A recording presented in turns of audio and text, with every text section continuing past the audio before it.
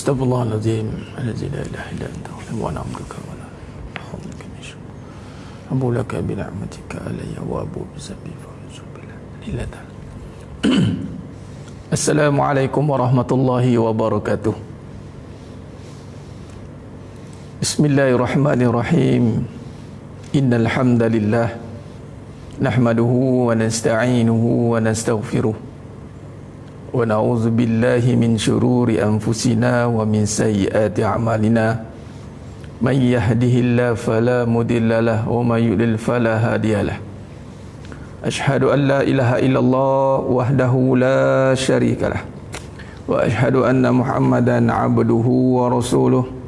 Allahumma salli ala Muhammad wa ala ali Muhammad. Rabbi yassir wa la tu'assir bitammim bil khair. Rabbi shrah li sadri wa yassir li amri wa hlul 'uqdatam min lisani yafqahu qawli. Allahumma aftah alaina hikmataka wanshur alaina min khazaini rahmatika ya arhamar rahimin. Al-Malikul Quddus As-Salamul Mu'minul Muhaiminul Azizul Jabbarul Mutakabbir. Subhanallah ya amma yusyrikun. Wallahul khaliqul bari'ul musawwiru lahul asma'ul husna. Yusabbihu lahu ma fis samawati wal ardh wa huwal azizul hakim. Wala hawla wala quwwata illa billahil aliyyil azim. Amma ba'du. Sidang penonton sidang jemaah mata Allah Subhanahu wa taala, mudah-mudahan kita semua tergolong dalam golongan hamba-hambanya yang bertakwa, hamba-hambanya yang benar-benar bersyukur. Alhamdulillah, syukur kita pada Allah Subhanahu wa taala di atas segala nikmat dan di atas segala ala kulli hal, ala kulli ni'matin. Dan nikmat yang paling besar yang kita nak syukuri itu adalah nikmat iman, nikmat amal dan nikmat Islam. Alhamdulillah, Allah rezekikan kita lagi sekali untuk kita berkesempatan berkumpul di alam maya ini. Walaupun tidak berkumpul secara fizikal, tapi begitulah teknologi moden yang telah Allah ilhamkan kepada manusia yang terpilih, yang mana Allah izinkan mereka untuk mencipta sebuah teknologi yang dinamakan teknologi tanpa wire ni, wireless panggil, yang mana memudahkan kita juga apa saja pun jalan-jalan dunia ni yang telah diberikan oleh Allah. Dunia ni Allah jadikan apa saja perkara pada dunia, dan i'tiqad kita yang jelas, mesti kita faham apa saja yang ada ke atas muka bumi ini atas izin Allah SWT, atas kehendak dan izin Allah Ta'ala. Jadi dengan adanya kemudahan-kemudahan seperti ini, maka memudahkan kita lagi untuk menggunakan, menyalurkannya ke jalan kebaikan. Lalu kita boleh berkumpul lagi pada pagi ini insya-Allah, day 4 Ramadan, day 4 kita berada pada Ramadan, hari yang keempat. Hari yang keempat dalam bicara ilmiah, bicara online, edisi khas Ramadan, perintah kawalan perasaan. Kita tukarlah, PKP itu bukan perintah kawalan pergerakan, tapi kita fokus kepada perintah kawalan perasaan, road to jannah, back to fitrah. Sidang penonton sedang jemaah mata Allah SWT, insya-Allah khair. Sebelum kita meneruskan kajian ilmu kita pada pagi yang penuh berkah ini, sama-sama kita berbetulkan niat kita. Niat kita ini semata-mata untuk mendapat ridha Allah SWT, untuk menuntut ilmu, supaya Allah berikan kefahaman, keluarkan kita pada kejahilan, mampu kita untuk mengamalkan segala ilmu yang telah diberikan, sehingga kita menjadi hamba-Nya yang benar-benar taat kepada Allah SWT. Semakin lama kita hidup, semakin banyak suruhan Allah Ta'ala yang kita mampu lakukan. Semakin lama kita hidup, semakin banyak larangan Allah Ta'ala yang kita telah berjaya tinggalkan. Ini misi kita, sidang penonton, sidang jemaah mata Allah SWT. Khair. Jadi Alhamdulillah, jadi sama-sama kita bantu sebarkan dulu live ini kepada semua sahabat-sahabat kita yang mungkin sedang menunggu atau menonton siaran ini, insya-Allah, yang telah mengikuti siaran bersiri ini, insya-Allah. Jadi kita, tajuk-tajuk perbincangan kita ni dia ada berkaitan dengan satu tajuk dengan satu tajuk lain. Dan Alhamdulillah, insya-Allah, mana yang ada yang bertanya pada saya tentang untuk tengok balik live-live yang sebelum-sebelum ini, sekarang ini saya tidak upload lagi di YouTube. InsyaAllah ada seorang sahabat saya ni, Ustaz Anis, dia kata nak bantu, mungkin saya akan berusaha dengan dia untuk upload di YouTube, nanti senang. Dan juga mungkin sahabat saya, insyaAllah saudara Akhif Fidah boleh bantu nanti, tengok macam mana insyaAllah. Dan untuk waktu ini bolehlah scroll balik, dan saya harapkan semua yang menonton insyaAllah untuk buat murajaah, ulang kaji tajuk-tajuk yang pernah kita bincangkan sebelum ini, agar kita benar-benar faham, agar kita benar-benar mahu mengikuti ilmu itu. Bukan sekadar untuk didengar, tapi kita nak faham dia. Bila kita faham, maka syarat untuk faham itu adalah dengan kita ulang. Ingat, dia ulang untuk ingat. Bila ingat, ulang, maka dia faham. Fazakir fa inna zikra tanfa'ul mu'minin. Fazakir fa inna zikra tanfa'ul mu'minin. Tiada jalan lain yang kita kena lalui, itu jalannya adalah berulang-ulang. Jangan jemu untuk ulang-ulang, kerana pada ulangan itu kata Allah fazakir fa inna zikra tanfa'ul mu'minin. Dia sangat bermanfaat bagi orang yang mencari kebenaran, mencari jalan kebenaran. Itu ulang-ulang itu satu manfaat bagi dia. Sebagai contoh, kita baca Al-Quran, kita ulang-ulang baca, itu manfaat sebenarnya. Pengulangan itu bagi hati yang benar-benar ikhlas kepada Allah SWT, dia tidak akan membuahkan kepada kebosanan. Sebab apa saja cabang pengajian kita ataupun cabang perjalanan kita itu, selagi mana ia berkaitan dengan ibadah, selagi mana ia menuju kepada Allah SWT, tiada istilah bosan, kerana ia melibatkan pahala. Ulang kali dengar, banyak kali dengar, itu pahala. Malah itu jadi satu tuntutan yang Allah suruh kita selalu dengar. Azanul la yasma'una biha, sehingga Allah katakan surah Al-A'raf 179, ada telinga tak mau mendengar. Jadi hati-hati. Ada hati tak mau memahami. Hati-hati. Qulubu la yafqahuna biha. Ada hati tak nak memahami. Ada mata tak nak melihat, ada telinga tak nak mendengar. Jadi kita berhati-hati daripada menjadi golongan yang sudah katanya puas mendengar. Kita jadi golongan yang katanya sudah masak untuk mengulang. Saya dah masak dah Ustaz, saya puas dah, saya dah letih dah. Jadi maknanya kalau misal kata ada keletihan, ada kemalasan dalam sesuatu ibadah itu, maka disitulah ciri-ciri terbitnya tanda-tanda tidak ikhlas. Tanda-tanda tidak ikhlas itu saya ringkaskan perbahasannya, saya simpulkan setelah saya melihat kalang-kalang bicara para ulama, melihat sudut pandang ikhlas ini, yakni orang yang ikhlas dia tidak akan malas. Dia tidak akan malas, malah dia akan cergas, tanpa ada apa-apa hubung kait atau ada apa-apa X factor ataupun sebab-sebab lain tak ada, kerana dia cukup dengan sebab Allah. Hasbi Allah. Allah ini dia meletakkan satu tujuan yang meliputi segala-galanya. Ketika kita berjaya meletakkan tujuan kita itu Allah, kita sebut selama ini. Tapi apabila kita berjaya sebut dengan kesedaran bahawa untuk Allah, maka percayalah tiada apa sebab lain yang boleh menandingi, melainkan hanya dengan sebab Allah. Tak ada sebab lain. Mungkin sekarang kita sebut Allah itu sekadar sebutan, mungkin Allah, saya sebut Allah Ustaz. Tapi bila kata sebut sebab Allah, tapi masih lemah. Saya sebut Allah Ustaz, saya kahwin ni sebab Allah Ustaz, lemah juga. Saya ni buat sebab Allah Ustaz, terasa juga. Saya ni buat sebab Allah Ustaz, bosan juga. Sebab Allah. Sebab Allah itu tidak akan membawa kepada kelemahan, lemah, tidak.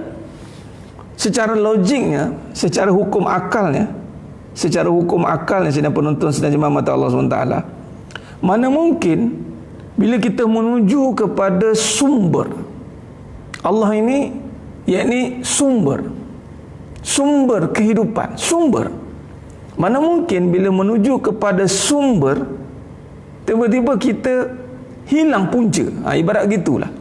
Mana mungkin kita menuju kepada lombong emas, tiba-tiba tiada emas. Mana mungkin kita menuju kepada maha kuat, tiba-tiba kita lemah. Ni kita malas. Ni kena hati-hati ni. Hati-hati. Sebab dia mesti berkadaran, dia berkadar langsung. Ya, sifat manusia itu kita dah kaji, sifat manusia itu kana dha'ifa, manusia itu Allah jadikan lemah daripada air mani yang hina. Kita ini kosong, nol, kosong, tiada apa-apa pun. Tetapi apabila setelah kosong, sudah diisi sepatutnya dengan kekuasaan Allah. Bila sudah diisi dengan kekuasaan Allah, mana mungkin kita menuju kepada Allah yang maha kuat, tiba-tiba kita jadi orang yang lemah semangat. Maknanya orang yang lemah semangat, hatinya cepat rapuh, cepat terasa, cepat menangis kerana keduniaan, maka dia kemungkinan dia tidak menuju kepada Allah. Dia menuju pada perasaan. Ni jalan talbis, menuju pada perasaan.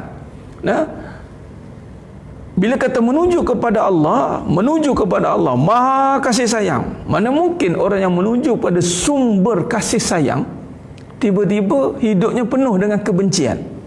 Tiba-tiba hidupnya penuh dengan ketakutan bahawa hidup takut dikongsikan kasih sayang. Tiba-tiba kehidupannya masih memikirkan, kasih sayang ini sempit. Tidak, sidang penonton sedang jemaah mata Allah SWT. Mana mungkin. Sesungguhnya sifat kasih sayang Allah SWT itu maha luas. Tiada satu daya pun yang boleh menyempitkan kasih sayang Allah itu, melainkan dengan dunia. Kalau dia merujuk atau menuju kepada dunia, pasti sempitlah ia.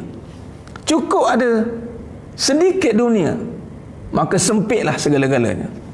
Sebab tu kita berusaha untuk menuju kepada Allah. Semuanya mesti menjadikan, kalau benarlah kita sebut ulang kali untuk Allah, kita ulang berkali-kali itu supaya mudah-mudahan mungkin makam kita sebut dengan lisan, sekadar sebut, makam sebut.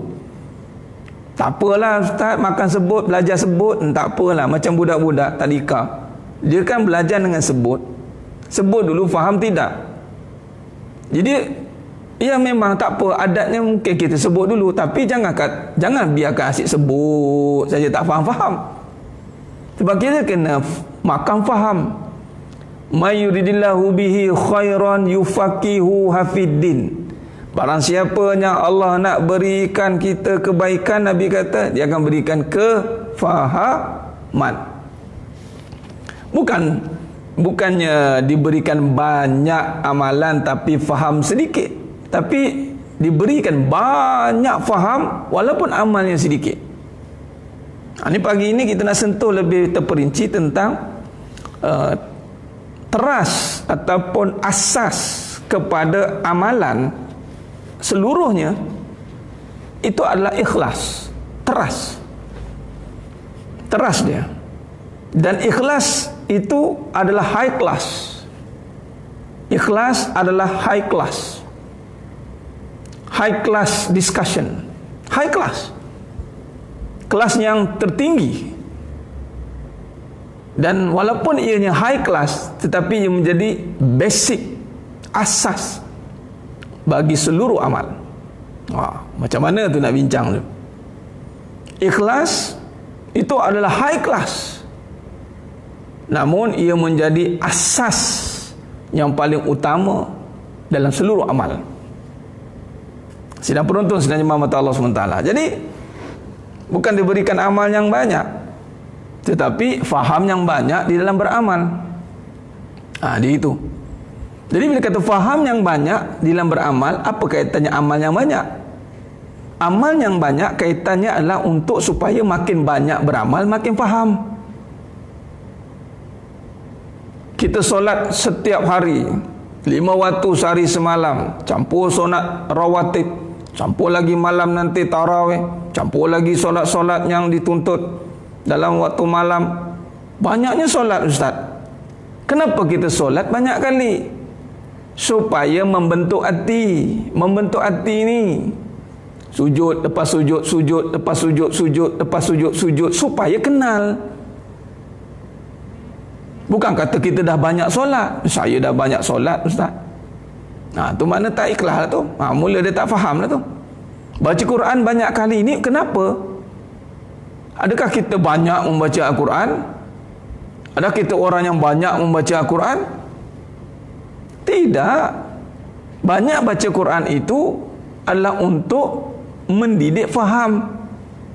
Jadi amal yang banyak itu adalah untuk mendidik kefahaman. Bukannya banyak beramal sudah menunjukkan amal yang banyak. Hati-hati. Yang akan diberikan oleh Allah Ta'ala itu adalah faham yang banyak ketika beramal. Jadi orang yang faham yang banyak itu dia akan amalnya konsisten. Contoh, walaupun sedikit amalannya. Seperti apa? Seperti menjaga solat awal waktu. Menjaga solat awal waktu, maka dia faham banyak tentang solat. Tentang solat ni dia faham banyak. Dia faham tentang falsafahnya, dia faham tentang rukunnya, dia faham tentang kemanisannya, dia faham tentang segala perkara dia punya agenda-agenda solat itu. Maka bila faham dia banyak tentang ibadat solat, maka solatnya itu akan banyak kali dijaga. Satu amalan dia jaga solat dia, amalan solat. Lalu solat awal waktu satu je. Saya tak ada banyak amalan ustaz, amalan saya satu, solat awal waktu. Awal waktu tu itu dia istiqamah awal waktu. Dia istiqamah awal waktu. Sebab apa? Dia faham banyak, dia faham yang banyak tentang awal waktu. Malah dia faham bahawa pentingnya solat itu. Dia faham bahawa imanuddin, tiang agama, dia faham bahawa solat itu adalah satu suruhan yang hebat yang turun daripada Allah SWT direct kepada Nabi SAW ke Sidratul Muntaha terus kepada kita. Ketika dia merasakan, dia dapat kefahaman tentang solat itu penting, maka dia akan jaga solat. Maka banyak kali solat itu bukan bermaksud dia banyak solat, tapi dia faham banyak tentang solat. Malah dia menunggu waktu solat kerana dia faham akan hakikat solat itu. Dia faham. Amalan dia apa? Satu je amalan dia. Apa dia? Solat awal waktu. Satu je amalan dia. Tapi nak terima yang satu belum tentu. Nampak? Jadi maknanya yang kita nak tumpukan pada amalan kita, hidup kita, faham kita sejauh mana. Maka bila sudah faham, jaga amalan itu sebab dah faham. Orang yang faham tidak akan tinggalkan amalan itu. Itu kaedah dia. Itu kaedah dia sedang penonton, sedang jemaah mata Allah SWT. Sebagai contoh lagi, orang yang berkasih sayang. Ini amalan hati. Amalan hati.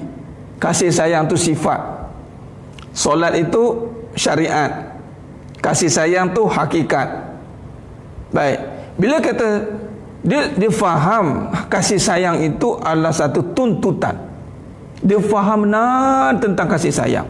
Malah fahamnya itu dengan hakikatun. Dia yakin bahawa kasih sayang itu sifat Allah.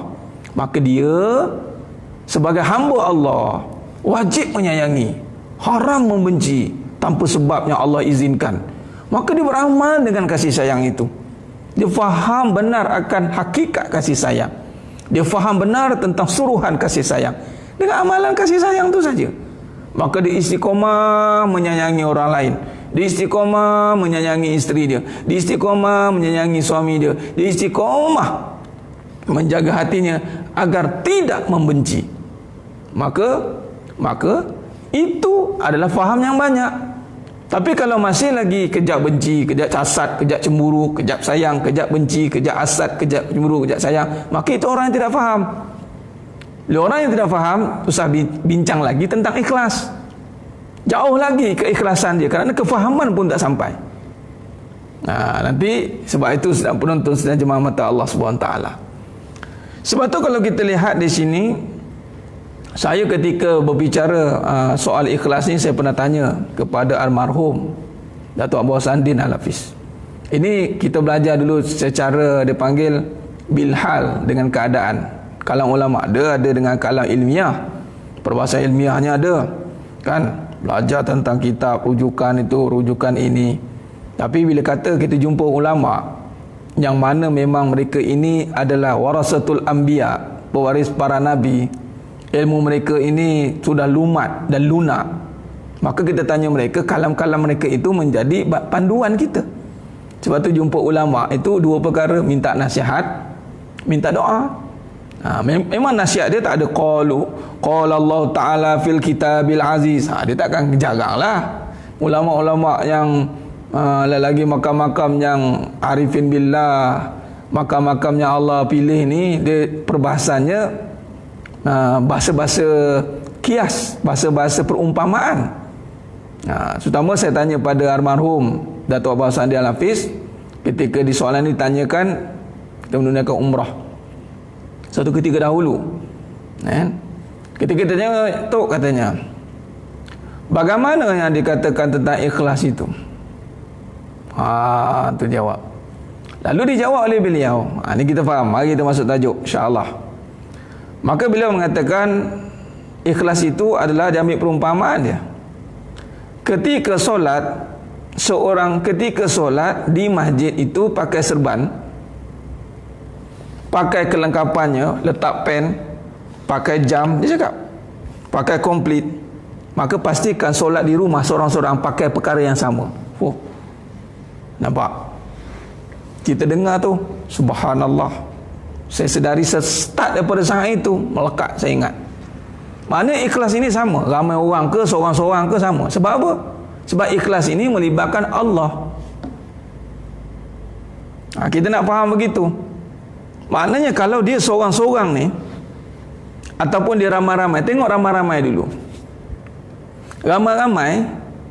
Ramai-ramai dia jenis pergi masjid pakai serban, pakai jubah, selit pen kat sini, letak kayu sugi, letak jam, pakai cincin, pakai ridak, pergi masjid. Kita pun tengok, subhanallah. Kita manusia tengok. Ikhlas bukan kerja manusia. Ikhlas ni urusan kita dengan Allah. Sebab tu bukan kita nak campur tangan ikhlas tak ikhlas orang tu. Ikhlas perbahasan hati, ia duduk di dalam hati, tak ada siapa pun tahu melainkan illallah. Maka kalau dia solat seorang, adakah dia berpakaian seperti itu? Soalannya. Sama dengan orang perempuan. Ni yang pakai barang kemas ni. Ni yang pakai barang kemas ni. Pakai barang kemas, nak keluar je ambil barang kemas, pakai itu, pakai ini, pakai cantik-cantik. Untuk ke mana? Ke kenduri. Kenduri. Balik rumah pakai tidak seorang-seorang? Buat apa nak pakai? Tak payahlah pakai. Tak ada orang pun. Nampak? Soalannya ni kita balas akli je dulu ni. Maknanya apa? Pakai sebab apa? Sebab nak pergi kenduri tunjuk orang. Orang perempuan isteri pakai cantik-cantik tu, dia baju, lipstick, kencu, eyeshadow, eyebrow, semua blow keluar. Pergi mana? Pergi kerja. Yang kerja lah. Pergi kerja, pergi shopping contoh, pergi kenduri. Dia punya pakai, subhanallah.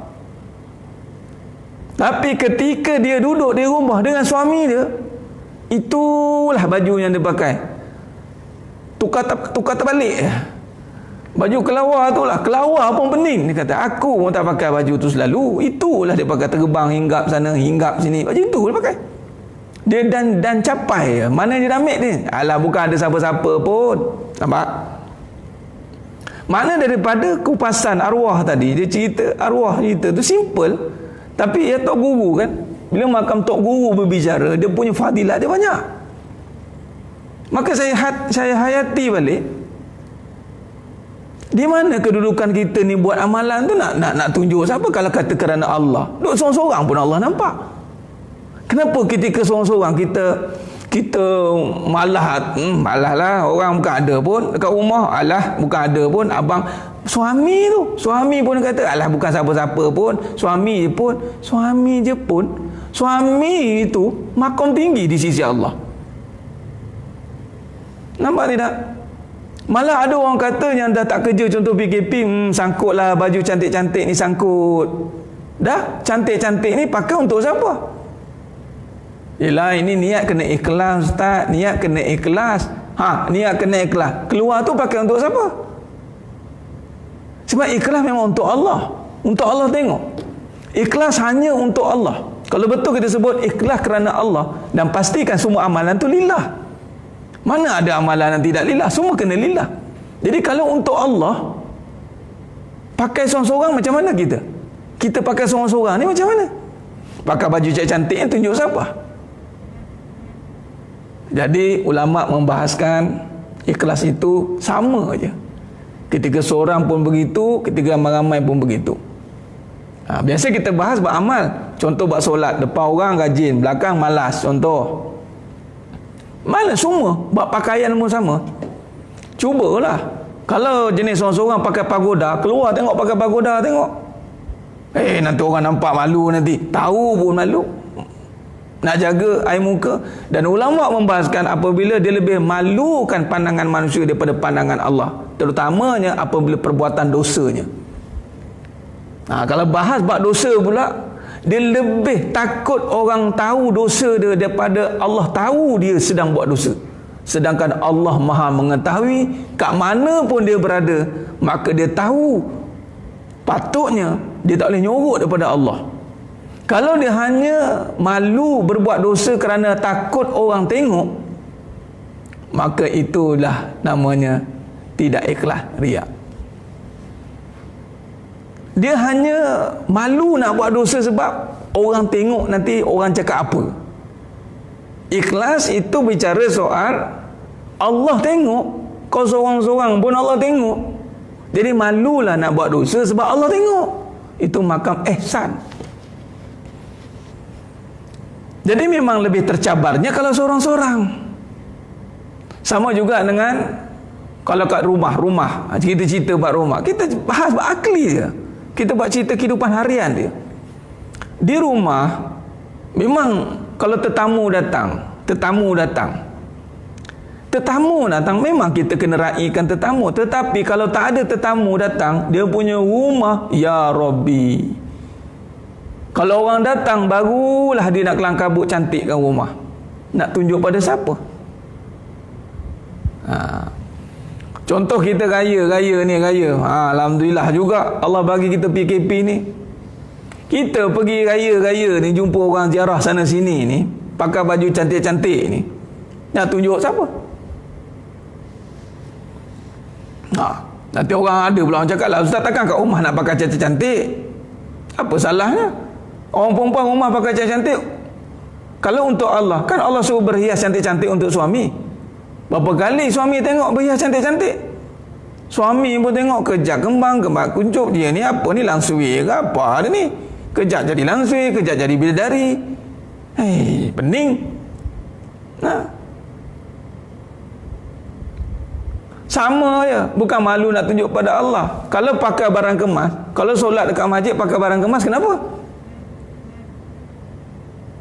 Allah tak tengok harta ni. Innallaha la yanzuru ila suwarikum wa amwalikum. Pakailah solat emas berkalung penuh kat sini pun orang perempuan, tak ada masalah pun. Pakai telekung, pakai crown. Ada jenis yang tak berapa sihat tu kan, dia pakai crown. Pakailah, apa masalah? Allah bukan nak tengok pun, Allah punya pun harta tu. Tapi persoalannya dekat orang lain pakai, kau seorang-seorang sendiri tak pakai. Kenapa?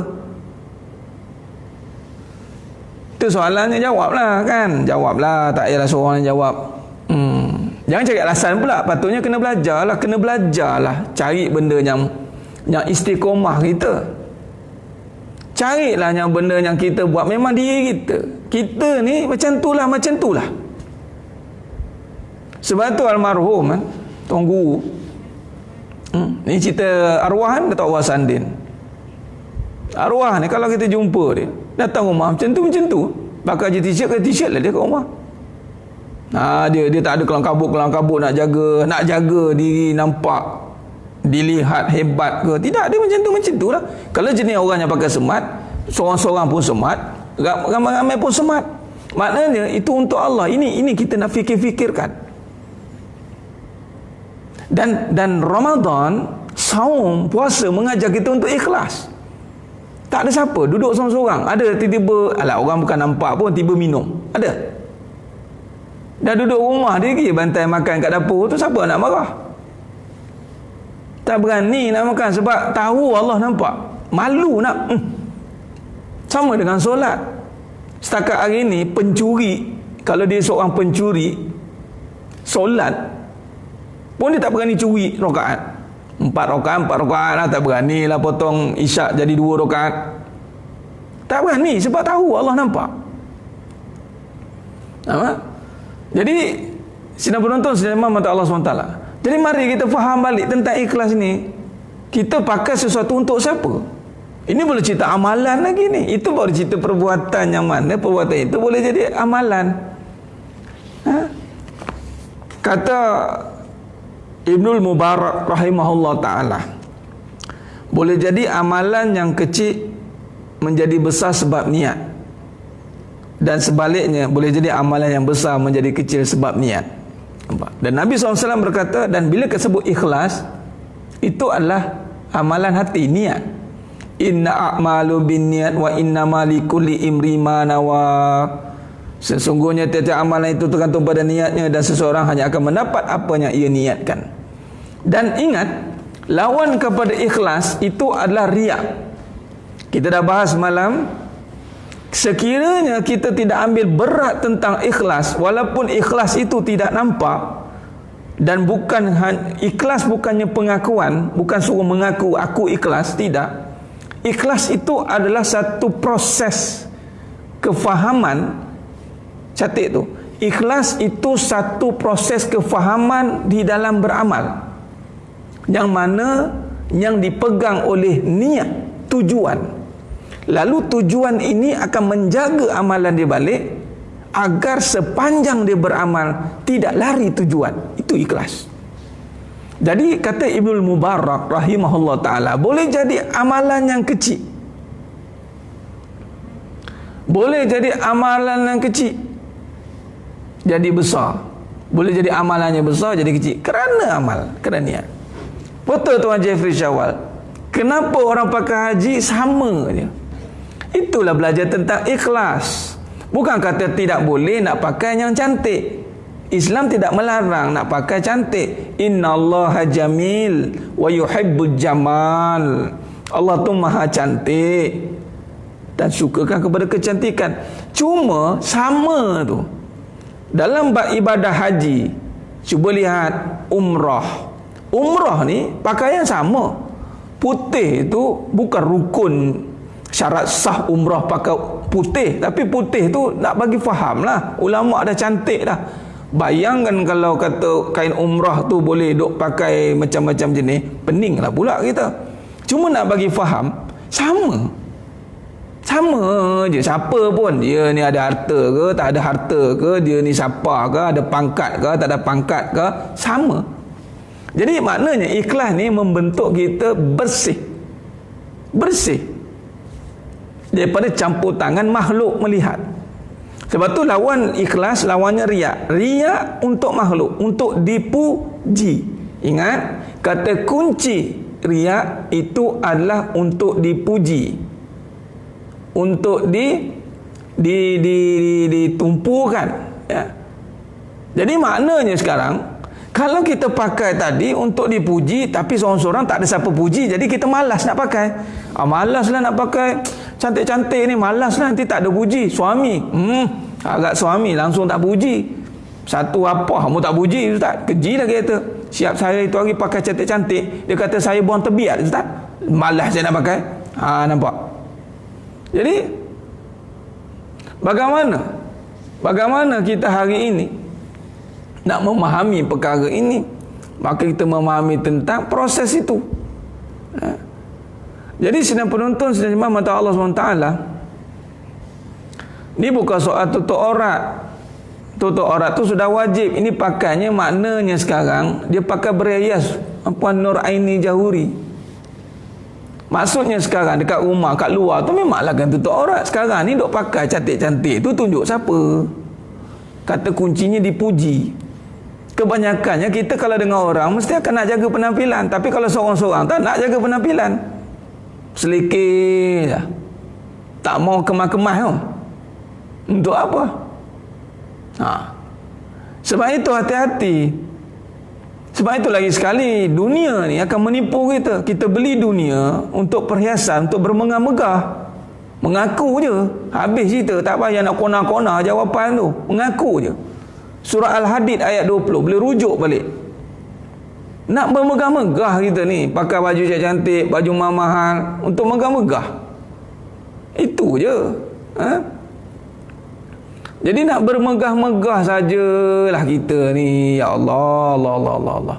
Jadi maknanya sekarang, bukannya hanya sekadar dari mulut. Dia inginkan pujian.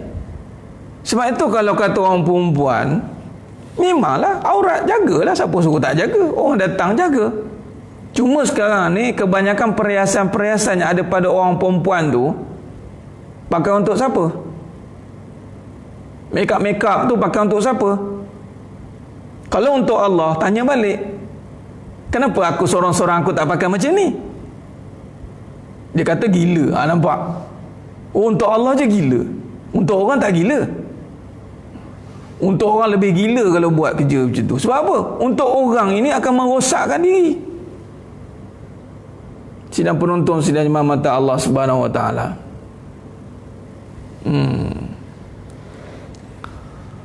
Maksudnya begitu. Maka kalau jumpa Allah, maknanya untuk Allah, seorang-seorang pun sama, ramai-ramai pun sama. Seorang-seorang pun sama, ramai-ramai pun sama. Kita malu nak bawa baju kotor kat luar, tapi seorang-seorang kotor tak apa. Allah tak nampak. Malu dengan dosa, nanti orang tahu, tapi Allah tak tahu kita buat dosa. Sekadar nak menutup dosa kerana orang takut, orang malu, jatuh image, jatuh kita punya penampilan. Subhanallah, maknanya kita hanya nak lari daripada makhluk, tak nak malu daripada penglihatan Allah. Jadi sekarang ni cuba PKP ni, berapa kali kita duk pakai elok-elok kat rumah? Dia basic ni. Berapa kali kita solat dekat rumah, orang lelaki pun dia bantai t-shirt dengan kain plekat dah. Tu dia. Cuba kita serius, seorang-seorang ni kita untuk Allah. Allah jadikan kita untuk Allah. Di mana pun kita berada, fa aina ma tuwallu fasamma wajhullah, maka di situlah kekuasaan Allah. Maka bila kata hidup kita untuk Allah, kita akan jaga penampilan, kerana kita ni hamba Allah. Saya nak buat analogi hamba Allah.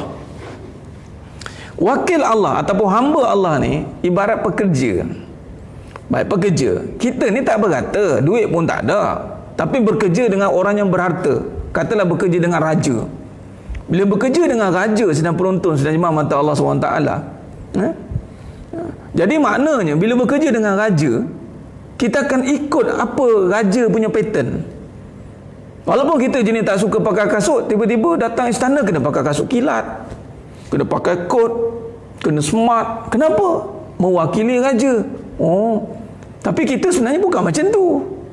Sebab bekerja dengan raja. Jadi kita akan ikut raja. Samalah kalau kita jadi hamba Allah yang maha cantik, kita setiap masa kena cantik. Kalau kita jadi hamba Allah yang maha penyayang, setiap masa kena sayang. Bukan dengan orang ni sayang, dengan orang ni benci. Maka kita bekerja atau kita adalah hamba Allah dengan Allah. Bila kata hidup dengan Allah, make sure kita hari ni duk faham. Tengok seorang-seorang diri tu, betul ke kita ni? Bagus, alhamdulillah. Mana yang dah buat, syukur alhamdulillah. Jadi tapi jangan duk pakai sebab suami suruh pula. Pun kena betul. Jangan pula salah faham pula. Bila kata untuk Allah, iktikadnya hanya untuk Allah. Jadi Allah suruh pakai depan suami, Allah suruh, bukan suami suruh. Suruhan itu datang daripada Allah. Allah suruh berhias depan suami. Maka ketika sepakat cantik ni, walaupun suami tak suka, ada juga suami jenis kata kamu jangan buang terbiat. Ada juga suami yang macam tu. Ataupun kalau suami suka, jangan kata sebab suami suka. No, salah nanti. Jadi sebab Allah suka, sebab Allah suruh. Allah yang suruh saya ini hamba Allah, jadi saya buat itu Allah suruh. Jadi kalau Allah suruh, sekarang saya kena pakai lah elok-elok, walaupun abang tak suruh. Jadi supaya kita tak adalah asyik-asyik suami tak suruh, jadi saya tak pakai lah. Letih dah macam tu kalau semua nak kata suami suruh tak suruh. Okey. Jadi maknanya di sini clear, jelas. Kita kena serius. Ini baru kita cerita bab kepahaman basic, asasnya. Ini kaitannya dengan almarhum Datuk Abah Hasan Din Al-Hafiz. Lepas pada ni kena tanya diri kita. Adakah kita membeza-bezakan keadaan? Adakah dengan orang, kalau orang tu high class sikit, ada harta sikit, kita pakai pun smart. Kalau jumpa orang yang low class sikit, kita layan pun low class. Itu tidak ikhlas. Ikhlas ni sama. Orang yang hebat ada kedudukan pun sama layan, dengan yang kata kalaupun dia tu orang miskin pun sama layan. Sama. Jadi sedang penonton, sedang jemaah mata Allah SWT, puasa untuk diet. Habis. Kalau puasa dia niat untuk diet, tak ada pahala. Okey. Sedang penonton, sedang jemaah mata Allah SWT. Khair. Jadi itu kata Ibnul Mubarak tadi, boleh jadi amalan yang sedikit, yang kecil, boleh jadi besar sebab ikhlas. Boleh jadi amalan yang besar jadi kecil ataupun tiada nilai kerana ikhlas. Jadi ikhlas menjadi timbang tara, menjadi kayu pengukur bagi satu-satu amalan itu, tetapi bukan manusia yang ukur. Malah bukan diri yang ukur, tapi Allah Azza wa Jal yang mengukur. Okey, clear. Dalam hadis yang panjang, mafhum hadis. Dalam kitab Penawar Hati ada cerita bab ni, mafhum hadis. Ada 3 golongan yang akan mula-mula dihisap di hadapan Allah SWT. Ada 3 golongan, ya, yang akan dihisap oleh Allah SWT mula-mula sekali. Yang pertama adalah golongan yang syahid di medan perang. Syahid di medan perang. Yang kedua, golongan orang yang tilawatul Quran, baca Quran. Yang ketiga, golongan orang yang banyak sedekah. Tetapi 3 orang ini, Allah kata apa dalam hadis itu? Nabi kata, kazabta, kau pembohong. Terkejutlah. 3 amalan itu bukan amalan yang kecil, amalan yang besar. Memang besar. Syahid, amalan besar. Baca Quran, amalan besar. Sedekah, amalan besar. Jadi sekarang ini kita melihat apabila kazabta, pembohong katanya. Pembohong. Sebab apa? Rupanya si syahid ini dia nak melihat orang pandang dia mati syahid. Allah dia tahu. Si pembaca Quran ini dia nak orang mendengar alunan suaranya, nak perhatian tanpa sedar benda ni berlaku. Allah Rabbi. Ahli sedekah ini dia nak dilihat bahawa dia ni ahli sedekah. Maka Allah kata kazabta, masuk finnar, neraka. Allah. Bayangkan amalan yang besar hancur begitu saja kerana tiada ikhlas. Penting tidak ikhlas ni? Penting. Sebab tu menjaga keikhlasan atau membina ikhlas itu menjadi tuntutan. Jangan lagi pandang remeh atau kita kan jadikan alasan. Ikhlas itu alasan. Okey. Satu perkara yang kita kena garis pandu dekat sini, kebanyakan kalau bicara bab ikhlas jadikan alasan. Payah ikhlas ni ustaz. Susah ustaz. Anak bagi alasan. Dia tak nak belajar. Patutnya ikhlas ustaz. Oh, penting ya. Oh, kalau tak ada ikhlas tak jadi. Patutnya dia kena ada satu kesungguhan. Macam mana kita berbahas bab syirik, kita takut kita berlaku syirik, dan kita juga kena faham bab ikhlas. Sidang penonton, sidang jemaah mata Allah SWT. Sebab itu kalau kita lihat kata Imam Syafi'i rahimahullah ta'ala, kata Imam Syafi'i rahimahullah ta'ala, kata beliau, seluruh manusia akan binasa kecuali orang-orang yang mengetahui.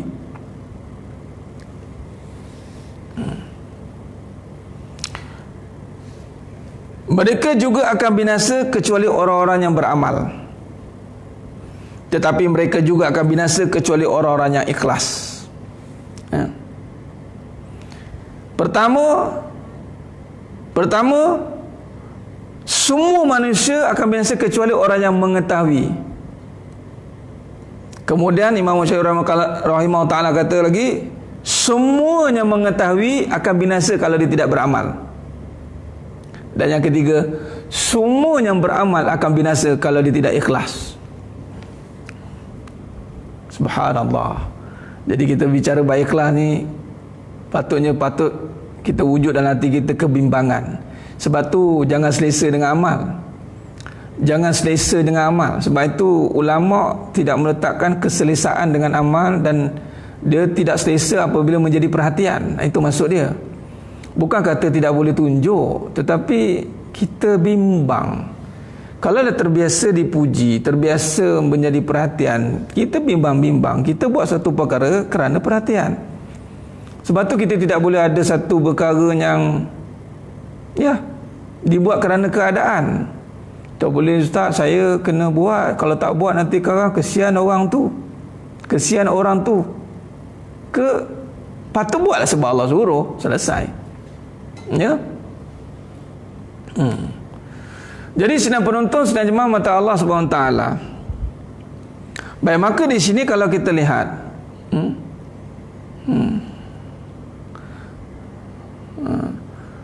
sebab tu kena kita faham dulu. Ikhlas itu kefahaman, proses untuk memahamkan diri. Proses untuk memahamkan diri kepada tujuan kita beramal. Itu betulkan tujuan.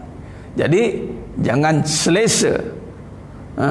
Jangan selesa dengan apa yang dilihat oleh manusia.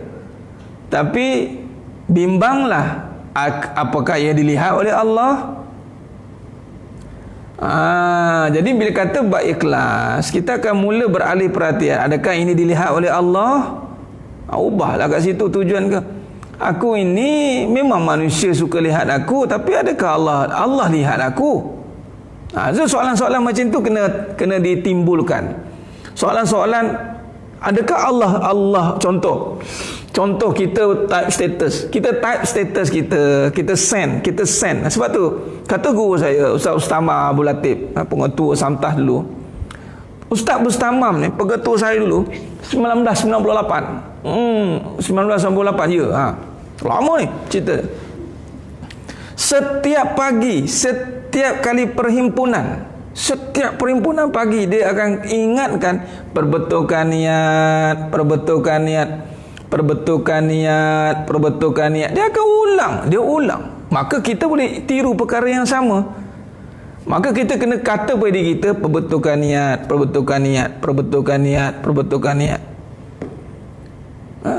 Jadi seperti contoh, kita nak type status. Type status, kita nak orang terima kita punya status atau Allah terima status kita tu, tulisan itu. Ada orang, wah, seronok bila diterima oleh manusia, tapi Allah terima tidak, kita tak ambil peduli. Jadi ini yang kita kena meletakkan kedudukan kita. Jadi bila kata perbincangan ikhlas itu high class, bila high class, jangan selesa dengan amalan yang sedia ada. Kita kena sentiasa, ini low class amalan aku ni. Amalan aku ni low class ni. Bila kita ada kerisauan, kebimbangan amalan kita ni low class, di situ akan datangnya menjaga. Dan sidang penonton, sidang jemaah mata Allah SWT. Khair. Jadi maknanya di sini, kalau kita lihat di sini perbahasannya. Yang kedua, saya nak bagi contoh perbahasan tadi ambil pada almarhum Datuk Abah Sandin Al-Hafiz. Perbahasan yang kedua saya nak ambil pada Sahabu Sama Datuk Syukri Mufti Kelantan. Suatu saya bermuzakarah dengan beliau, dan antara kitab yang disarankan kepada saya untuk mendalami dan mengkaji itu adalah Tazkiyatun Nafs, Dr. Said Hawa. Tazkiyatun Nafs, Dr. Said Hawa. Waktu itu beliau kata, saya minta nasihat pada beliau. Ini saya kongsi perbincangan. Jadi waktu itu saya minta nasihat, apa yang paling yang nak kena jaga ni Tok, katanya. Minta nasihat saya. Lalu dia pun kata perkara yang sama, menjaga keikhlasan Allah. Dia niat dia nasihatkan saya suruh menjaga keikhlasan dalam beramal. Ringkas saja. Nampak bunyi ringkas, tapi susah, ya Allah. Sebab apa? Dia berkenaan dengan dalaman kan, yang tak nampak. Yang nampak pun payah jaga, ini kan yang tidak nampak. Adapun kita tidak boleh jadikan alasan. Kita tidak boleh jadikan alasan, malah kita kena put effort, lagi kena teliti lah. Contoh. Baik, maka di sini kata beliau, dia kata kat saya nak buat satu cerita kawan saya. Dia cerita tamsil lagi, contoh. Kawan saya ni guru Al-Quran, Al-Hafiz katanya. Ni beliau sendiri cerita. Dia kata murid dia ribu-ribu murid dia. Satu ketika tu dia cakap kat saya, kawan Datuk Syukri ni, Datuk Mufti Kelantan kita ni, kawannya seorang guru Quran Al-Hafiz, ribu-ribu anak murid. Satu hari guru Quran ni berborak dengan Datuk Syukri Mufti Kelantan. Ni apa yang diceritakan pada saya bilhal. Maka kata guru Quran ni, kata dia berkata begini, apalah orang-orang yang dah hafal Quran ni, kalau boleh janganlah duk tengok-tengok Al-Quran tu lagi. Kita kan dah hafal Al-Quran katanya. Jadi jangan ada Al-Quran lagi dekat di tangan itu. Baca terus saja sampai kita boleh baca sampai tanpa tengok Al-Quran. Sebab guru Quran ni memang dah hafaz 37. Nak jadi cerita, mana dia ternampak diri. Maka Datuk Sri kata, ini dah cakap lain ni, bunyi dah lain dah. Maka ketika jadi imam, satu ketika tu jadi imam dan Datuk Syukri jadi makmum, surah ayat Quran tu basic je, tak boleh, tak masuk, tak ingat, tak ingat. Maka tu di situ Datuk Syukri kata, tengok ikhlas ni sekejap je Allah boleh buat. Ketika orang tu hilang keikhlasan, sekejap saja Allah cabut, Allah cabut macam tu je. Sebab apa? Dia sudah melihat diri dia, terlihat diri.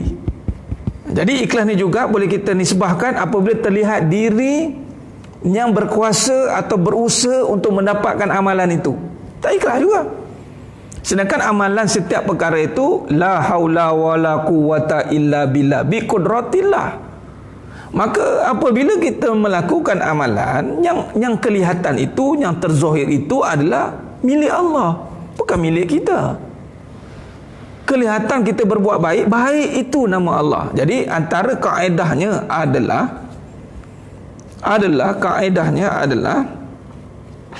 dengan kita memahami kembali istilah dengan nama Allah. Jadi maknanya di sini bahawa kembalikan kembali perbahasan dalam amalan semuanya itu mesti dengan nama Allah, dengan izin Allah, milik Allah. Selesai.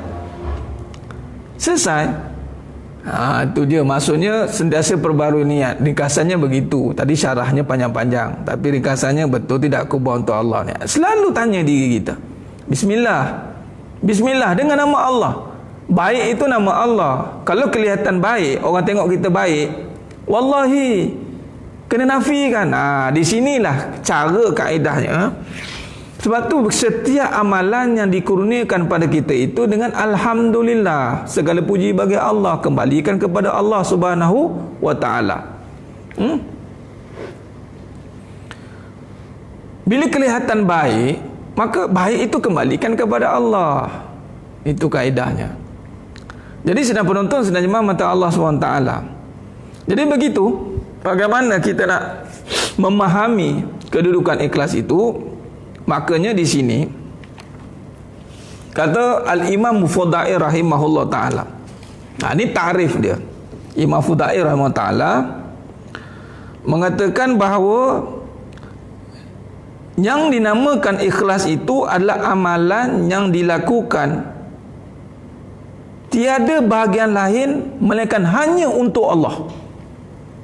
Tiada bahagian lain di dalam amalan itu melainkan semuanya Allah. Kata Imam Fudail rahimahullah ta'ala. Tapi jika amalan tersebut untuk selain Allah, maka dinamakan riya. Maknanya tadi ada unsur pujian, ada unsur keakuan, ada unsur-unsur kebendaan. Ada apakah unsur-unsurnya? Tadi. Jadi sedang penonton, sedang jemaah mata Allah SWT, ya. Jadi bayangkan, memang Iblis itu diuji keikhlasannya. Iblis teruji keikhlasannya. Ikhlas ni maksudnya teruji bahawa dia ini mulia dengan Allah atau mulia dengan amal. Nah, iblis teruji dengan amalan dia itu, dia rasa mulia dengan Allah atau mulia dengan amal.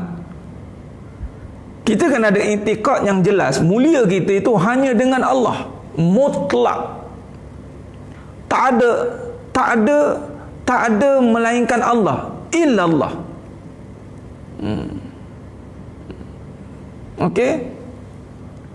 Dia apabila melibatkan perbincangan tentang Allah, kita tidak perlu ambil kira atau ambil kesan penilaian manusia.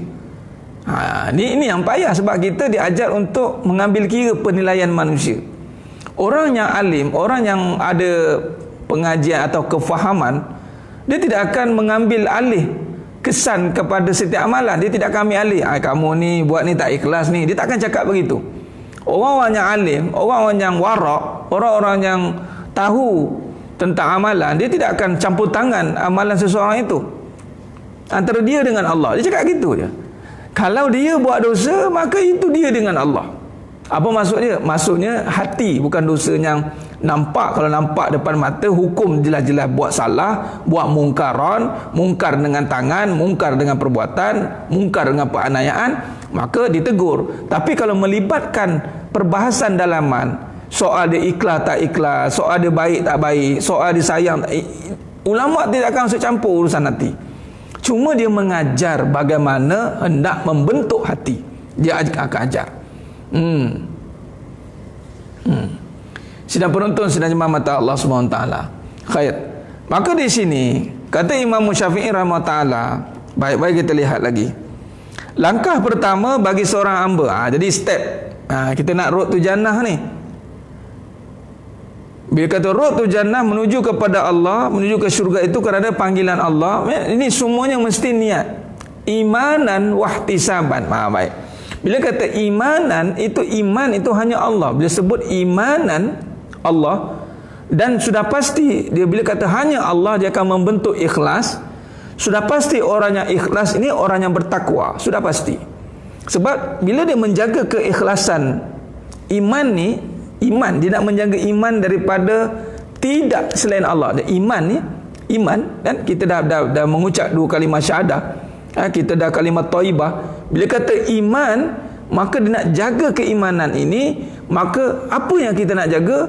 Kita nak jaga keikhlasan dia. Keikhlasan ini akan membentuk kepada ketakwaan. Itu dia. Jadi perjalanan dia, keimanan akan membentuk keikhlasan. Keikhlasan ini akan menjaga balik keimanan itu, menyebabkan dia akan menjadi orang la'allakum tattaqun, orang yang bertakwa. Maka di sini langkah pertama, kata Imam Syafi'i taala, langkah pertama bagi seorang hamba yang ingin taat kepada Allah, hendaklah dia mempelajari niat lalu memperbaikinya dengan amal. Maka seiring. Hendaklah dia mempelajari niat lalu perbaiki dengan amal. Makanya di sini niat ini adalah barang yang perlu difahami dan dipelajari, dan ia adalah berbicara soal tujuan. Niat sama dengan tujuan. Ikhlas itu berbicara soal tujuan. Ikhlas itu tujuan. Jadi tujuan ini seringkali kena diperbetulkan tujuan, seringkali kena difahamkan tujuan, seringkali perlu didasari, perlu dihayati tujuan. Baik, bila kata tujuan dia untuk Allah, maka sudah pasti Allah akan dominan hidup dia. Apa maksud Allah dominan hidup dia? Maka seluruh perwatakan dia ini akan reflect kepada kehendak Allah, bukan kehendak makhluk. Kalau Allah kata suruh tutup aurat, dia akan tutup aurat. Kalau Allah kata solat awal waktu, dia akan solat awal waktu. Kalau Allah kata suruh an-nazafatu minal iman, dia akan jaga kebersihan. Kalau Allah kata jangan syirik, dia akan kata jangan syirik. Maka dia akan dominan. Allah akan dominan dia. Makna bila kata dia dah nampak tujuan dia itu Allah, maka segala kehendak Allah dia akan penuhi, dia akan turuti sebaik mungkin, seazam mungkin. Itu dia. Maknanya memenuhi kehendak Allah. Sidang penonton, sidang jemaah mata Allah SWT. Jadi maknanya seringkali atau setiap kali kita beramal, jangan lupakan tujuan kita. Kita dah niat dah. Kita dah niat dan kita ingat niat itu adalah saja aku solat, solat itu kita niat pada amal. Ya, setiap amalan perlukan niat. Tetapi niat yang besar itu adalah lillah. Kan? Lillah kata itu niat tu setiap kali Allah untuk Allah. Setiap kali itu untuk Allah. Ya Allah untuk engkau ya Allah. Ya Allah untuk engkau ya Allah. Ada kena untuk engkau ya Allah. Bismillah dengan nama Allah bukan dengan nama aku. Dengan nama Allah bukan dengan nama aku. Aku boleh buat ini dengan nama engkau. Ni rumus dia. Rumus tauhid dalam hidup. Cuba catat rumus ini. Baik, maka bila kata rumus tauhid dalam hidup ini berbicara soal nak membina niat dengan benar. Nak membina niat dengan benar ini, baik, sebelum tu kita tengok perumpamaan. Dalam perbahasan ikhlas yang dibawakan oleh Imam Ghazali rahimahullah dan Tazkiyatun Nafs karangan Dr. Said Awar, memberikan perumpamaan malah merujuk kepada surah An-Nahl ayat 66. Yang mana yang bermaksud berupa susu yang bersih antara tahi dan darah yang mudah ditelan bagi orang yang meminumnya. Baik, maka di sini khalis ataupun mukhlisin lahuddin diterjemahkan di sini adalah benda yang bersih. Benda yang bersih dari campur tangan lain daripada Allah. Rumus tauhid dalam kehidupan ni kita tengok sandarannya daripada perbahasan kitab Tazkiyatun Nafs. Kita tengok perumpamaan surah An-Nahl ayat 66 ya. Maknanya perumpamaan susu yang bersih antara tahi dan darah yang mudah ditelan oleh orang yang meminumnya. Maknanya dia tidak bercampur. Jadi ya benar Tuan Jeffrey. Bila kata suruh anak-anak, suruh isteri, kata Allah suruh. Yang kata saya suruh. Dan apa yang saya kata ni pun Allah suruh, bukan saya suruh. Nabi suruh, bukan kata saya suruh. Tiada saya. Maka di sini bersihnya itu adalah tidak dicampuri oleh darah atau tahi atau sesuatu yang dapat mencampurinya.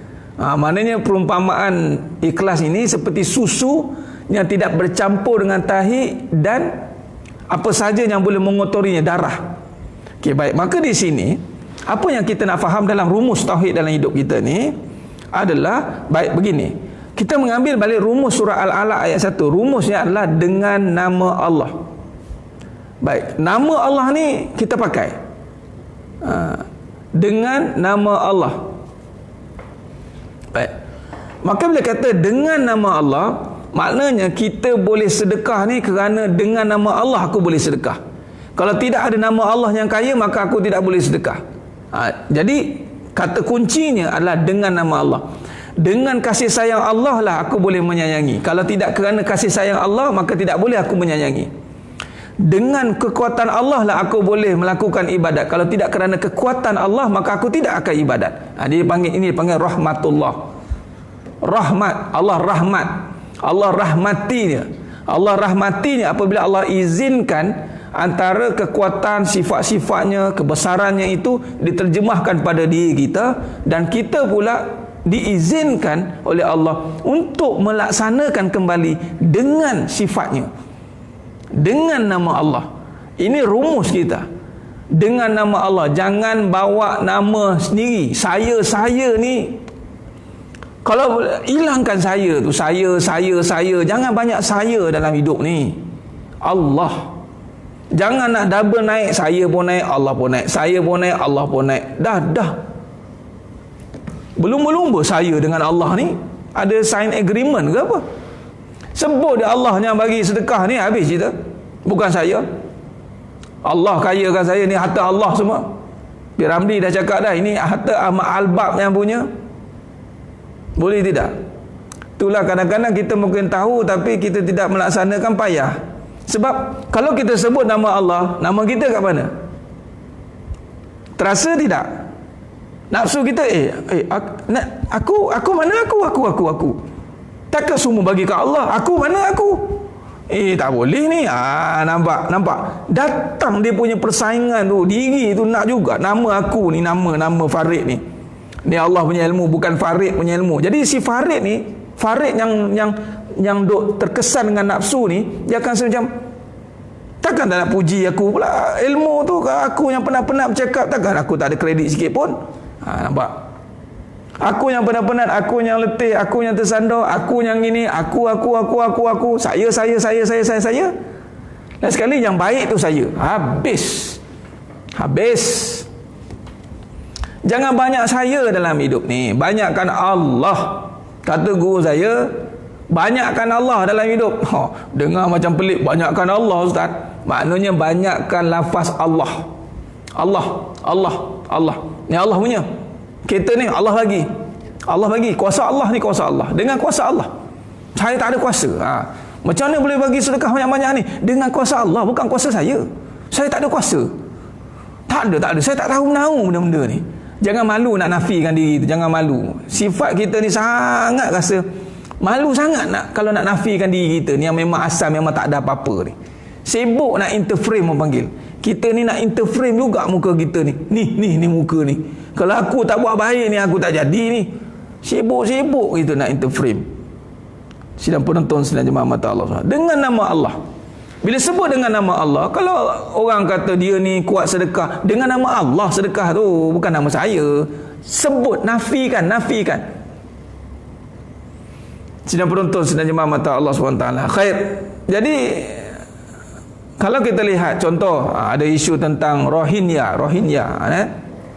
Jawab sikit soalan tentang Rohingya. Macam mana terjemahkan kasih sayang Allah ni Ustaz? Khair, begini. Satu perkara yang Nabi ajar satu benda yang kita kena faham. Bila orang yang menyayangi Allah ni, dia akan berkata baik atau diam. Tutup. Fal yakul khairan aw liyasmut, diam. Kita tak tahu, kita tak boleh nak komen, malah nak kecam, nak maki jauh sekali. Tak boleh. Allah tak bagi. Ustaz, tapi dia buat jahat, itu pihak berkuasa ada. Pihak berkuasa ada kuasa untuk melihat perbuatan mereka. Kita orang beriman, tanda kita sayangkan Allah dan sayangkan makhluk. Allah cela untuk mencela ciptaan dia. Tak boleh. Melainkan celaan yang telah ada di dalam Al-Quran. Sebagai contoh, tabbat yada abi lahabin wa tab. Surah Al-Lahab, celakalah atas Lahab, Abu Lahab.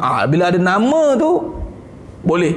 Selagi tak ada, tak boleh kita nak cela, nak maki, tak boleh. Jadi kita kena atasinya dengan kasih sayang. Maknanya jaga lisan, supaya kita nak jaga kita ni hamba Allah. Kita ni tidak boleh cakap sebarang. Kalau kita benci dengan satu perkara tu pun, orang yang sayang dia tidak akan keluarkan kebencian itu. Dia akan tahan. Dia tidak akan maki, dia hina, dia jatuhkan, malah dia buat provokasi. Pihak sana kalau dia nak buat, itu dia punya pasal. Kita orang beriman, orang Islam yang benar-benar ada iman, dia tidak akan mengatakan keluar kata-kata kesat. Itu bukan orang Islam. Soal mereka nak ambil, nak berebut macam-macam lah, spekulasi kan. Saya nampak spekulasi lah jawab ini, dan dia nak tocang lah ustaz dia. Itu pihak berkuasa adalah caranya. Kita akan cegah lah dengan tangan tu. Pihak berkuasa yang buat kerja, bukan mereka tak buat kerja. Kita pun kadang-kadang main tabur semacam cakap. Inilah sekarang, kalau kita fanatik, saya tengok ni, tolonglah, alang-alang saya dah cakap tentang ni, apa, jabatan netizen. Ada pula jabatan netizen tu. Ni kalau kita suka kat satu perkara, kita suka sangat, kita ni hulu berlebih-lebihan. Kita akan backup kau backup. Kalau kita benci, kita maki habis orang tu. Bam kita maki. Sampai terduduk kawan tu. Buka aib, cari tajassus, buka sana, buka sini. Islam tak suruh macam tu. Islam suruh jaga lisan, Nabi suruh jaga lisan. Kadang-kadang kita ni nak mengata, ni kasih sayang sesama insan.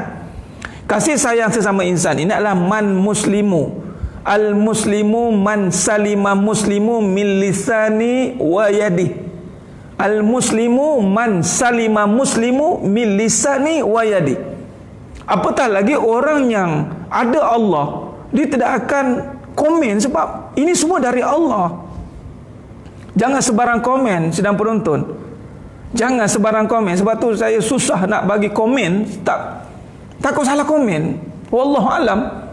Kalau bidang teknikal kita komen lah, masukkan hukum hakam yang jelas. Itu pun ada yang lebih arif nak komen. Kita ni sentiasa tengok diri kita bodoh, sudahlah. Jangan tunjuk pandai lah kita ni. Duk pandai-pandai macam pandai. Kita ni alamal insana malam ya'lam. Nampak bodoh kan bagus. Ini nampak cerdik tapi bodoh, nak buat macam mana? Saya ni lain sekali bilhal dengan Datuk Syukri Mufti Kelantan. Sebab saya banyak ada sesi tu, Allah izinkan saya banyak muzakarah dengan beliau. Satu ketika tu saya bawa satu hadis tentang ruqyah. Hadis Nabi tentang ruqyah. Bahasa tentang ruqyah ni mana ada berkaitan tentang amalan. Saya tunjuk pada Sohibul Samah, saya tunjuk. Tok, minta sikit komen. Tahu beliau cakap apa? Beliau cakap, wallahu alam, ana tak arif bidang ni, anta kena tanya orang yang arif bidang ruqyah. Nampak tidak?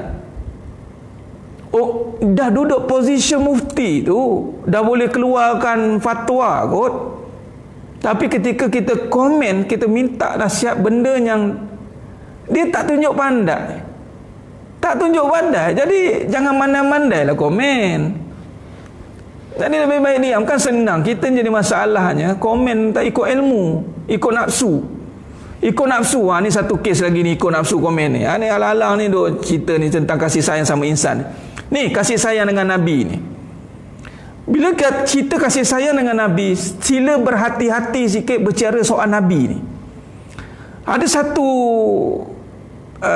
sebutkan tak boleh. Ada satu ni lah orang ni. Ada satu golongan ni, dia nak nafikan poligami. Dia kata poligami ni kahwin 4 sunnah. Lepas tu dia kata tak, kahwin 1 je sunnah. Dia tak kahwin lagi, yang cakap tu tak kahwin lagi. Kahwin 1 je sunnah, 4 tak sunnah katanya. 4 tak sunnah katanya. Sedangkan perkahwinan tu sunnah. 1 ke 4 ke sunnah. Perkahwinan itu sendiri sunnah.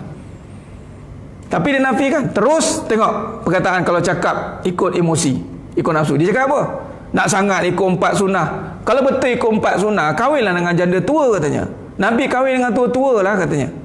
Subhanallah, mulut. Ini orang yang ada pengaruh ni bercakap. Mulut tak jaga adab cerita soal Nabi SAW. Mana boleh cakap macam tu? Malah kita dah syarah tentang Nabi SAW. Isteri-isteri Nabi, Ummahatul Mukminin. Isteri-isteri Nabi. Siapa kata Nabi kahwin dengan perempuan tua? Siapa kata? Ingat Nabi ni spesies macam kita, takut bini ke? Oh, kahwin dia cari orang tua. Fitnah atas nama Nabi SAW. Nabi kahwin dengan Sayyidatina Khadijah radhiyallahu anha. Itu umur 40 tahun. Nabi SAW umur 25. Kenapa Nabi tak kahwin waktu itu? Sebab waktu itu orang lain perempuan semua kafir Quraisy. Sayyidatina Khadijah radhiyallahu anha ni Allah jaga fitrah, tak menyembah bala. Mana boleh kahwin dengan kafir Quraisy? Satu. Keduanya, lepas Nabi hijrah, Nabi Sayyidatina Khadijah radhiyallahu anha wafat. Lepas hijrah, jadi lepas berhijrah, Nabi berkahwin dengan Saudah radhiyallahu anha, umur 50, sebaya dengan Nabi.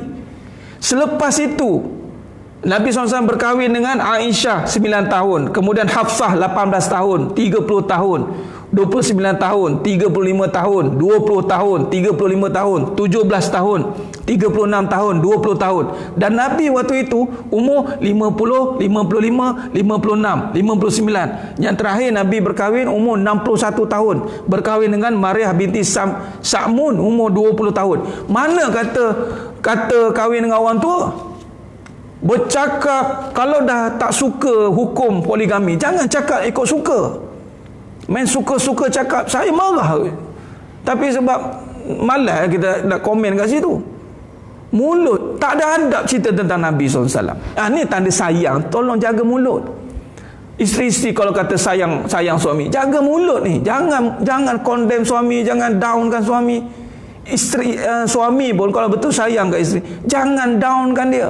Jangan lekehkan dia. Mentang-mentang lah dia ni tak ada duit suri rumah, oh kita lekeh dia, kau kita bagi ke dah. Tak boleh. Sebab itu bercakap ni hati-hati. Ni kata kita komen. Saya nak cerita komen ni. Bila kata ikhlas ni, bercakap ni ikhlas ni maknanya biar bercakap dengan Allah. Kalau tidak ada Allah dalam hati, jangan cakap. Nanti keluar tu semua nafsu. Jadi cakap subhanallah. Satu dah cakap tak tahu dah, cakap kahwin dengan tua, lepas tu tak ada adab pula tu cakap. Macam mana ni? Yang tahu-tahu, yang faham-faham siapa yang saya maksudkan. Saya tak nak fokus pada individu sesiapa pun. Dan ini menjadi satu penyakit lah ni. Penyakit akhir zaman ni, tiada kasih sayang. Kita ada krisis kasih sayang, tak ikhlas. Ini ada ciri tak ikhlas tu, dia tak ada kasih sayang. Sebab orang yang tak ikhlas, dia tak ada kasih sayang. Orang yang tak ikhlas, dia tidak ada kasih sayang. Sebab ikhlaskan Allah. Okey, baik. Kenapa orang ikhlas tak ada kasih sayang? Mari kita tengok. Kenapa orang ikhlas tak ada kasih sayang? Kerana ikhlas kan dengan Allah. Ikhlas tu kan dengan Allah. Kasih sayang itu nama Allah. Perasaan mungkin, sebut mungkin, tapi memiliki kasih sayang tidak. Allah tak bagi. Allah tak bagi dia memiliki kasih sayang. Sebab itu, isteri-isteri yang mana tidak ikhlas menyayangi suaminya, ketika Allah uji perangai suami itu, contoh perangai suami itu buat perangai buruk ke, ini selagi perangai yang tidak pergi kepada menzalimi secara zahir lah, sekadar perangai suami, dia buat perangai ataupun suami kahwin lagi ke, dia akan terus membenci suami dia. Tengok jadi dia akan terus membenci suami dia tanpa teragak-agak. Dia akan maki, dia akan benci suami dia tanpa teragak-agak. Nampak tidak?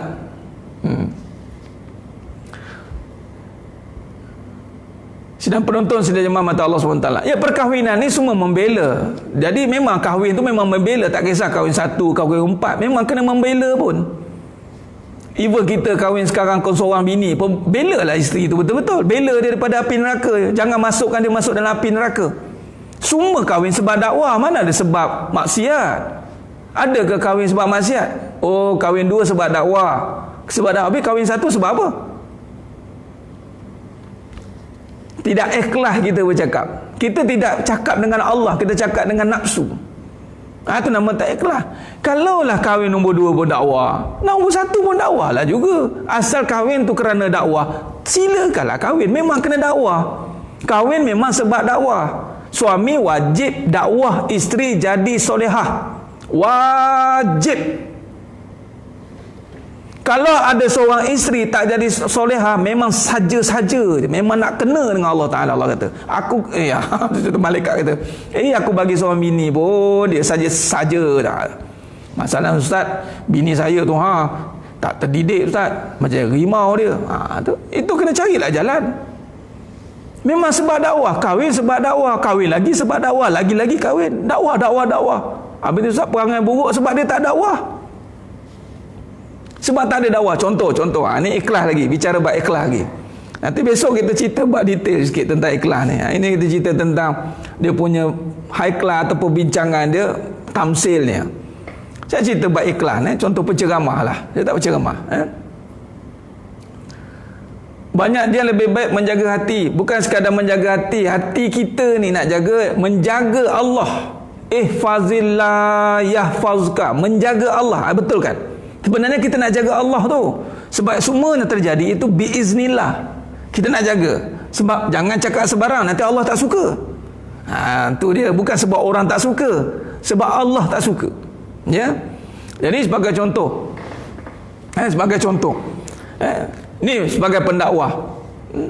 Sekarang ni dan sekarang ni bila kata dakwah, kita semangat cerita ceramah dekat orang, bumbang ceramah. Tapi bila tang isteri kita diam. Tak boleh. Anak tak terdiam. Isteri pun satu, sampai buat suami terdiam. Sampai suami terdiam. Hebat isteri ni. Sampai suami terdiam, tak tahu nak cakap apa dah Ustaz. Yang perempuan jangan syok sangat. Memang suami kena dakwah. Jangan. Jangan. Masalahnya asal tak selesai lagi buat dakwah ni. Sebab tak ikhlas. Kahwin tak ikhlas. Bila tak ikhlas, dia akan jadi malas, dia akan jadi penat, dia tak jadi dakwah. Kahwin tu sebab suami. Kahwin tu orang perempuan kahwin bukan sebab Allah. Kalau sebab Allah, suami dia macam mana pun, suami dia perangai hodoh macam mana pun, kalau suami dia suruh jadi baik, dia akan jadi baik. Tapi isteri-isteri sekarang, bila nak suruh suami nak suruh dakwah, dia tengok suami atas bawah. Ya. Nampak tidak? Jadi sekarang ni nak tengok kan, tak dakwah. Bila suami nak dakwah, isteri tengok atas bawah, isteri tengok atas bawah, dah tak ikhlas. Tak ikhlas tu. Orang yang ikhlas, dia tak tengok siapa yang dia bercakap. Orang yang ikhlas dalam dibimbing, dia tak akan tengok orang, tapi dia tengok apa mesej. Dia akan dengar mesej. Kalau yang cakap itu orang yang tidak betul, tak apalah. Tapi ketika dia mesej dia sampai itu adalah perkara yang betul, yang benar, maka wajib kita ikut. Sebagai contoh, kamu tutup aurat. Ini suami ni jenis yang pakai seluar pendek ni. Suami pakai seluar pendek, suruh isteri tutup aurat. Isteri yang betul-betul kerana Allah, nak ikut tidak?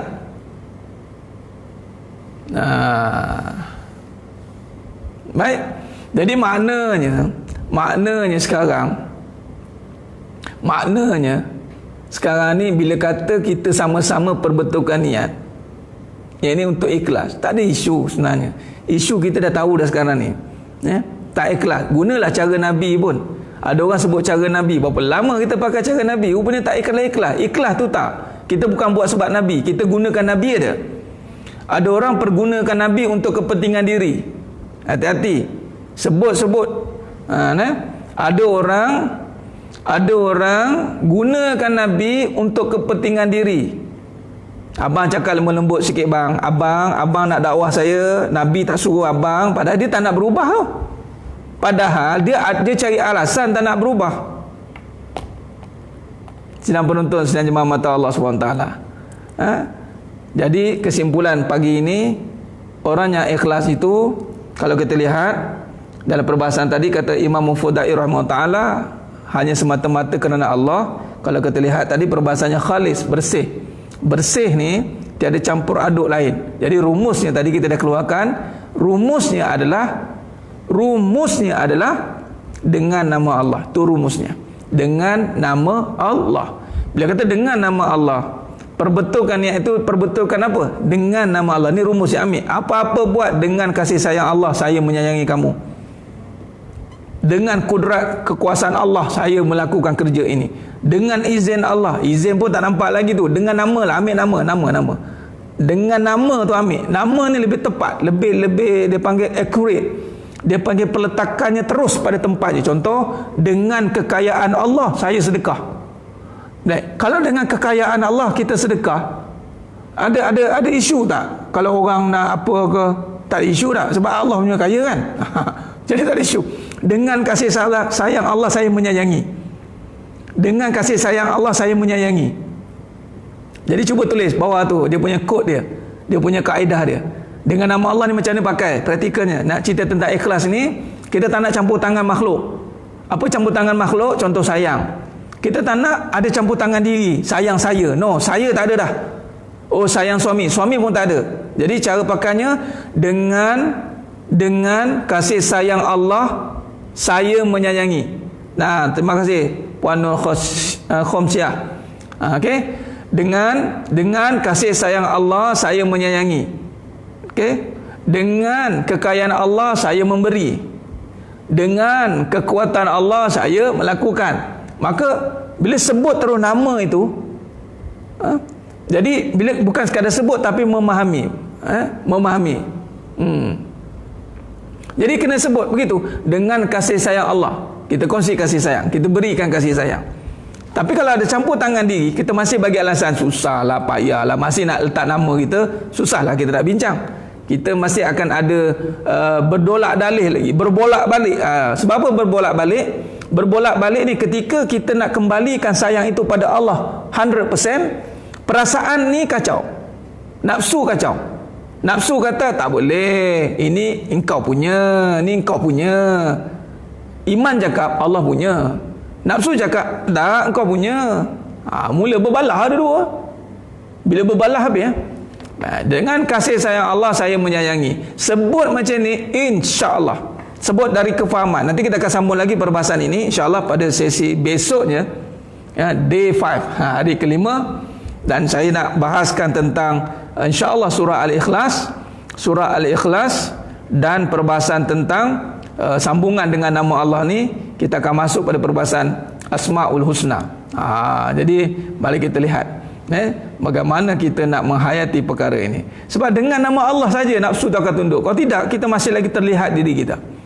Kalau dengar kita Allah, dengan kecantikan Allah, saya cantik ni Ustaz, bukan cantik saya. Nampak? Dan ini kita dah belajar pada fasa penafian. Kita dah bahasa. Sebab tu diawali dengan nama Allah itu bismillah. Kita bukan sekadar sebut.